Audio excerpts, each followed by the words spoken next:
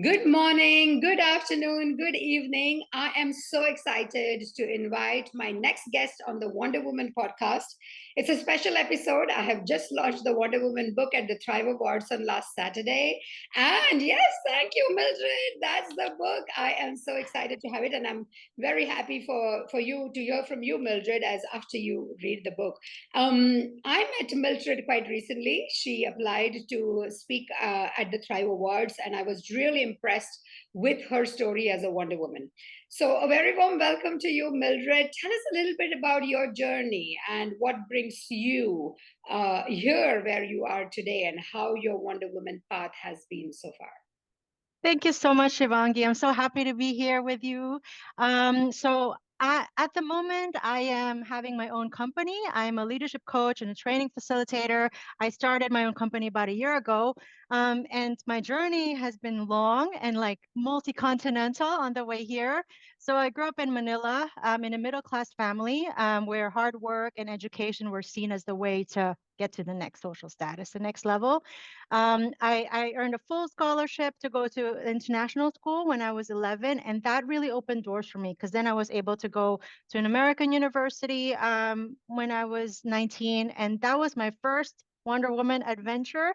So at 19 years of age, never seen snow in my life. I then had to fly to Boston, which is on literally on the other side of the globe. Um, and yeah, I studied there and started my career in Boston and New York. And then the next shift in the Wonder Woman journey is I fell in love and I decided to move to Switzerland for love. And then coming here, once again, new country, new city, this time new language. I had to really like reinvent again and rebuild. And actually, it was a humbling experience because a lot of like what I built up to the time I was in the US, they didn't count so much in Europe anymore in Switzerland. So I really had to think of ways to kind of get back to the path that I want to be, or maybe like choose a different path. And yeah, and I found that over time, I grew in leadership roles in corporate. The last of which was Swarovski, where I actually got to know about you, Shivanki, because a couple of leaders in Swarovski were really following your work. And yeah, just very recently, another leap. I chose to start my own company just about a year ago, and here we are. Yeah. Thank you. I always like to ask, what is a cultural tradition that you have carried through these various phases? I mean, you went from Asia to America, and now you're in Europe. What is the cultural tradition that still feels, important to you that you observe? Because I think that really helps me get a sense of you, who you are. I think for that one, there's a lot of Filipino-ness that still stays with me. So Filipinos have a deep love for food. Yes. And so this sort of like warmth, and when someone visits your house, you greet people with hello, and immediately the question you ask, roughly translated, is something like, "Have you eaten yet?" or "Come join us to eat," you know? And this sort of like caring hospitality is something I carried from the Philippines to the US and through here, and I bring it in my personal life. And also like, yeah, when I create in a training session, that's always my first instinct, to create a space where people feel welcome, this hospitality. Yeah, related to food. Thank you, thank you. And what does home mean to you today, Mildred? Having shifted continents and cultures, as you said, and even languages, how has the definition of home evolved for you? Yeah, so it's funny because I never really know how to answer when someone asks me, so like, where are you from? Because I always relate that question to home. But home, the word home has evolved into more of a feeling, and less of like a geographical space. So home for me is a place that I feel grounded, I feel safe, I can really be myself. That means that could be in Zurich, that could be Manila, that could be, just being also in a room full of people who are doing meaningful work together and making meaningful connections together. That's for me the definition of home. And then you can take that anywhere you go, regardless of geography. Beautifully articulate, Mildred, and that is really true. I think the definition of home moves away from geography to that feeling. Yeah. Said. have you found, I mean, sometimes when we live in our own cultures, and for Wonder Woman, it is different, right? It's difficult to see ourselves as separate from everybody else who sort of grew up in the same culture. When you made these shifts across continents, did you discover something that you found quite surprising about yourself? Or maybe just reiterated something you always knew about yourself? Um, I guess it's something that I didn't always know. Like I didn't always believe in it. And it's this like trust that I could create and rebuild again and again, and it's something that I didn't always know that I had. My father always believed in that. And I think I mentioned this also in the last time we spoke.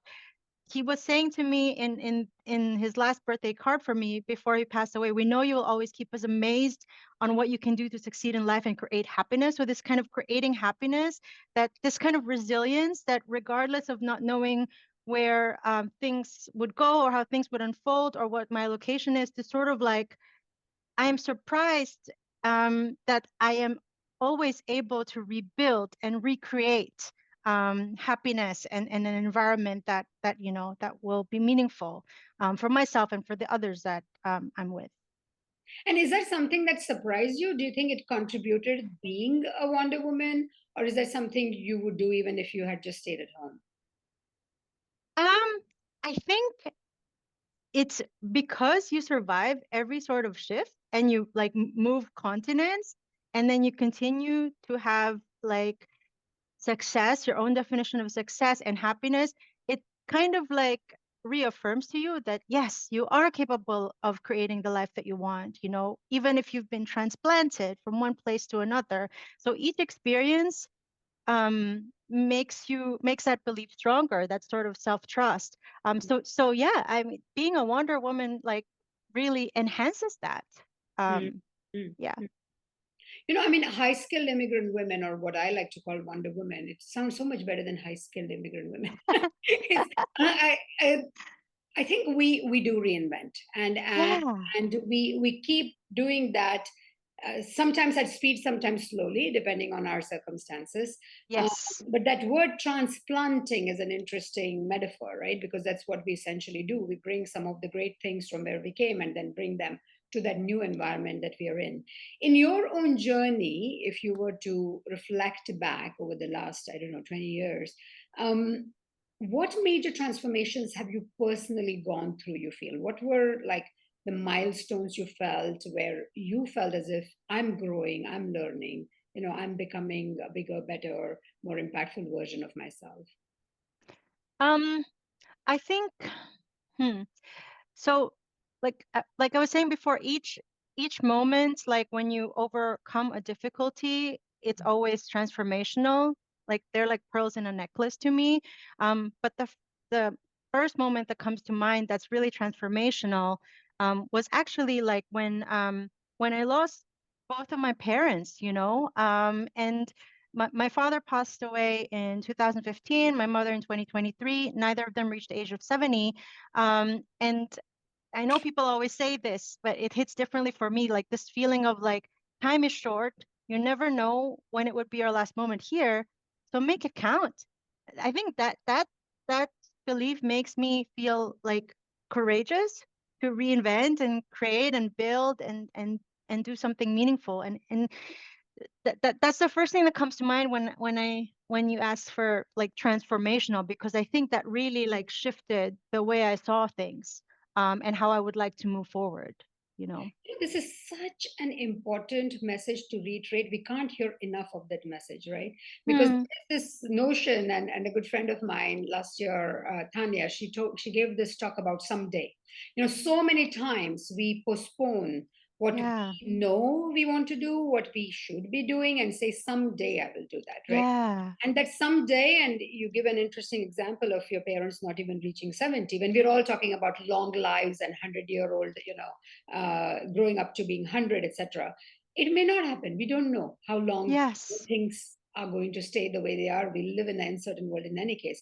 And so this postponing and saying that, when I do this, this will happen. I mean, I have seen some women I work with, who are maybe not very happy in a corporate toxic environment, or in a relationship, but wherever, who say Yes. that, I just have to tolerate through this so that someday I can do what I really want.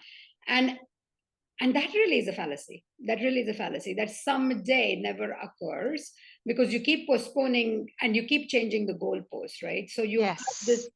you don't lead the life you want to lead and you could lead, because you fall into this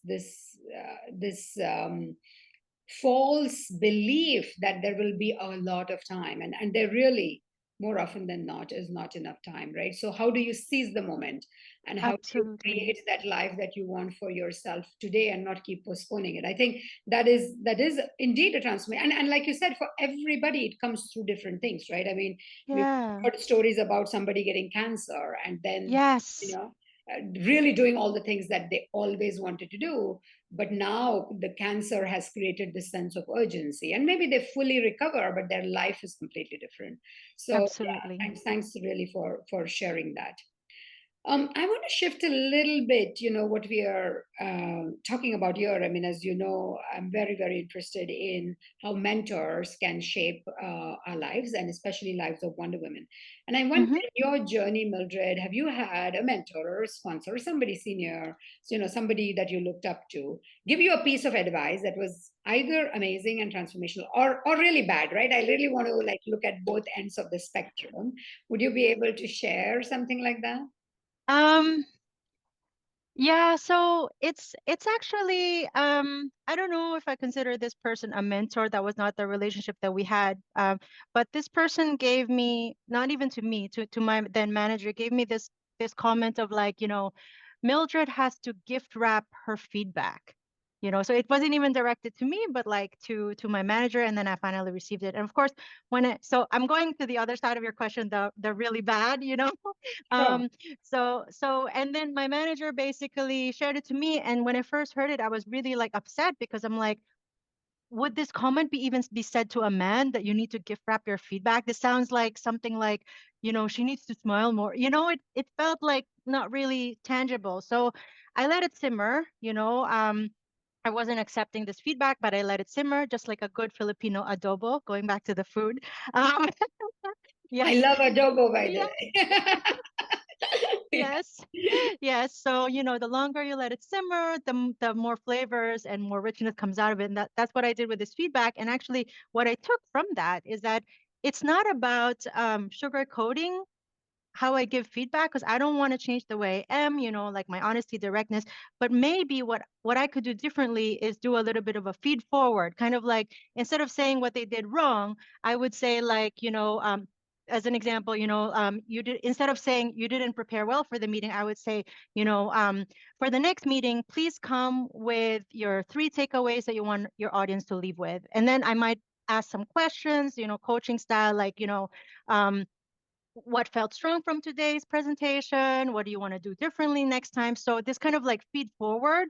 So it's a feedback with intention. So it's like my take on what was told to me, that I need to gift wrap my feedback. But yeah, I didn't like it when it was first given to me.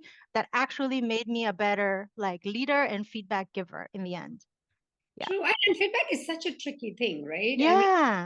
I am of the belief that feedback often reveals more about the giver than the receiver.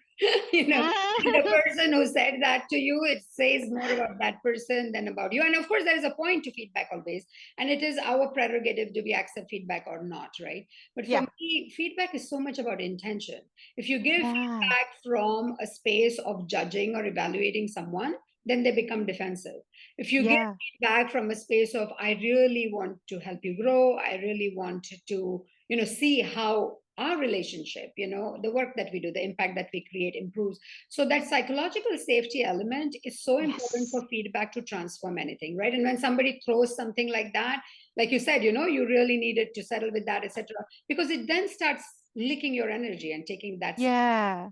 Yeah, but Yeah. I mean, Tara Absolutely. Moore in her book called Playing Big actually says that, especially with women, that we get very impacted by feedback, and if we keep changing that belief that feedback says more about the giver than me as the receiver, then we can decide what to do with the feedback. We can decide to scrap it, or we can say there is some value in it, right? And not leak all the energy, because actually the feedback giver was not very skilled. That is Yeah. what I would say. And sometimes I think these kind of feedback can just set people back.